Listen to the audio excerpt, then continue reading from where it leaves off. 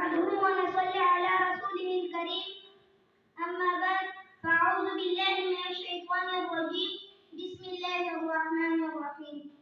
مومن کی نہیں لائٹ جلانا آپ غصے کی مومن کی نہیں لائٹ جلانا آپ غصے کی یہ شیطان کا شیوا ہے تمہیں ہی سونپتے جاؤ